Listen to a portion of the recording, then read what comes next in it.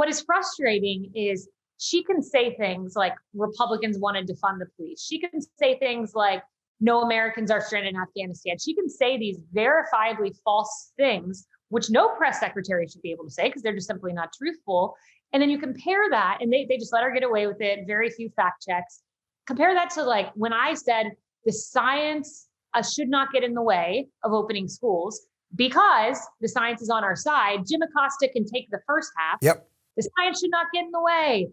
Make it go viral on Twitter. MSNBC, it will be on every chyron when it's the direct opposite of what I was saying, but they just removed the context.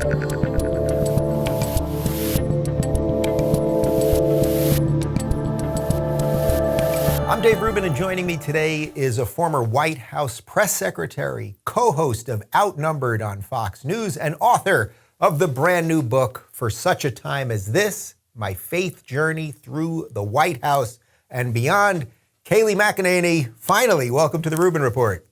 Thank you. It's about time. Thanks for having me. We are long overdue for this conversation. I've wanted to talk to you since you were press secretary, but I reference you on the show one way or another several times a week because I often play clips of Jen Psaki and then I juxtapose her with you. But before we get to that, because I'm sure we'll have plenty of that type of stuff, can you tell me a little bit about your bio, which is partly what the book is about? Just what kind of led you to becoming somebody that became press secretary, and then we'll get to the last couple of years. Yeah, well, like many young conservatives across the country, I grew up listening to the great Rush Limbaugh, my dad's pickup truck. I used to live in Plant City, Florida. I drive to Tampa, where I went to school. And so I was really just got this passion within me listening to Rush. I love politics from a young age, going back to when I was 8 years old. It just was a burning desire. And, you know, I worked through media, through politics, started out at Fox News as a producer, left, got involved with Trump World and the RNC and the Trump campaign, and then the Trump White House. And it just was kind of a step-by-step ladder progression, and one that I believe, and the title you see, For Such a Time as This, that God wanted me there in that moment for such a time as this, in that time during COVID-19 as press secretary. So you were a conservative, basically from 8 years old and on. Oh, yes. Born and raised a conservative. It always made a lot more sense to me than the other side.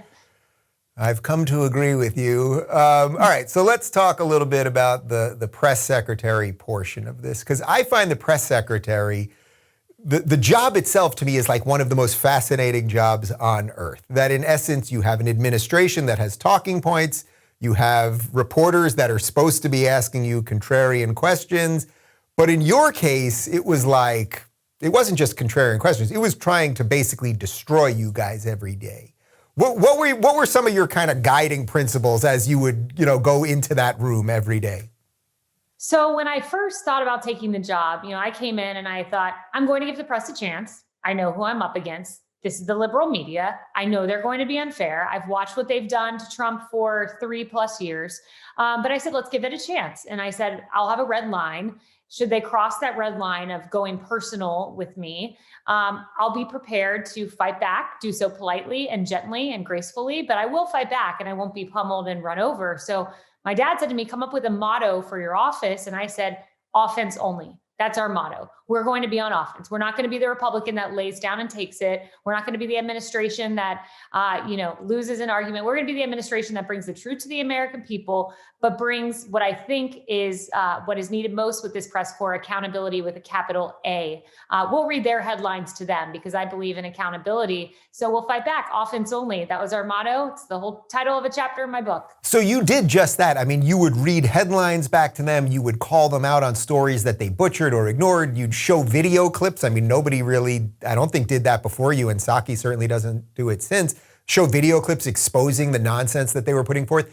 Did you feel like you were getting through to them, or that they just, I mean, as most of my audience, I think, believes at this point, they just have their agenda. They were there to destroy you, and they're basically there to now protect the administration?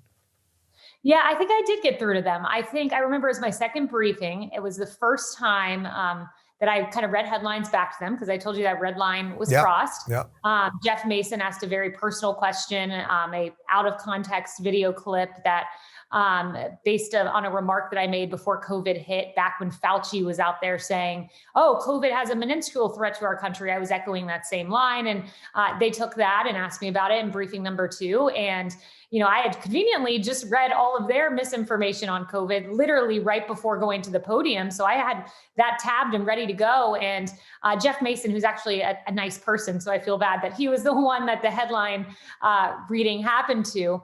But I could see the audible shock on their faces because I was told coming into the job, half of your job is to work for the press, half of it's to work for the president. But when the press has stopped working for the people, who I'm ultimately working for, my job's not have to work for the press anymore. My job's to work for the American people. And to me, that meant reading the headlines. I do think it broke through to them at least a little. What was the stress like? Just like personally, I mean, it's probably not the most fun job on earth. I'm sure you get some kicks out of it and there's some fun moments, but you were basically enemy number 1 for these people because you were, sort of guarding Trump in essence.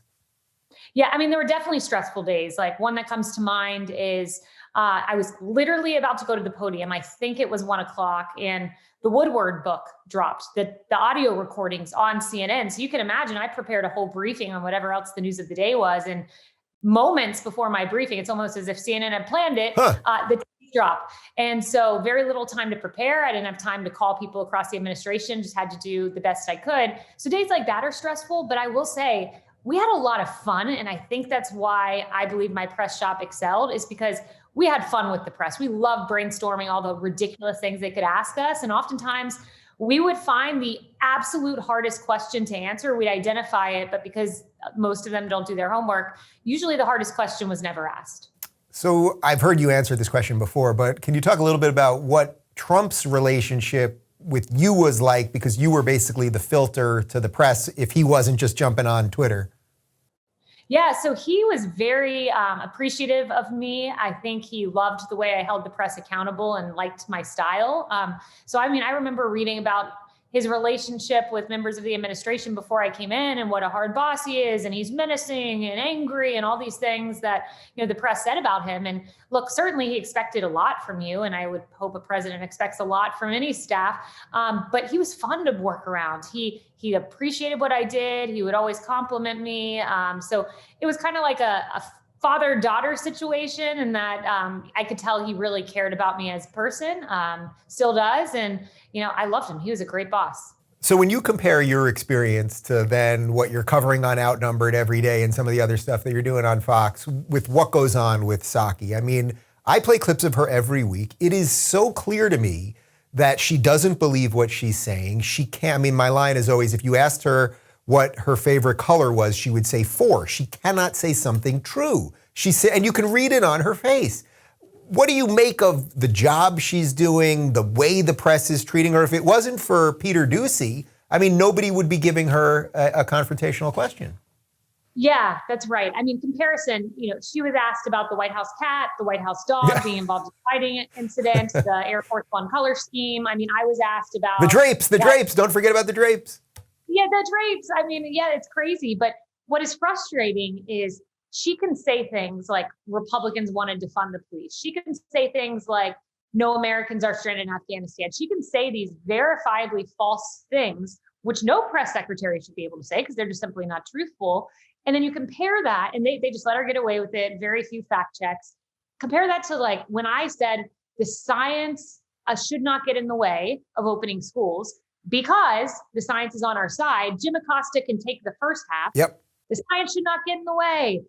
Make it go viral on Twitter. MSNBC, it will be on every chyron when it's the direct opposite of what I was saying, but they just removed the context. In that case, even Jim Tapper spoke out on my behalf. But my point is, in one, you can tell abject falsehoods. In the other, you can do your best to report as truthfully as you can the accounts of what's going on in the White House, but you'll still be taken out of context because you've got that R behind your name for Republican. Right. So I don't want to make this personally about her, but what do you make of someone that could do that job? Like, it's just so obvious to me she knows she's lying every bit of it. Like, do you think that that's just one way to do the job? Yeah, I think if you're a Democrat, it's a very low bar. So Jen Psaki can go out there, I think, and she can say, the sky is red, the grass is blue, And the street I just drove down today was purple, and the press will just not blink an eye. You know, they sing happy birthday to one another. So that can tell you a whole lot. I think there were baked goods transacted, I believe, I could be mistaken, during one briefing. So I think she gave them cookies or something. But my point is, that's the kind of cozy, coddling relationship, which, you know, I had diplomatic relationships with like some members of the press, like who are great, like Steve Holland's a great example. But by and large, I don't think Jim Acosta would be singing me happy birthday or Caitlin Collins or anyone like that. If you're looking for more honest and thoughtful conversations about the media instead of nonstop yelling, check out our media playlist. And if you want to watch full interviews on a variety of topics, check out the full episode playlist. They're both right over here. And to get notified of all future videos, be sure to subscribe and click the notification bell.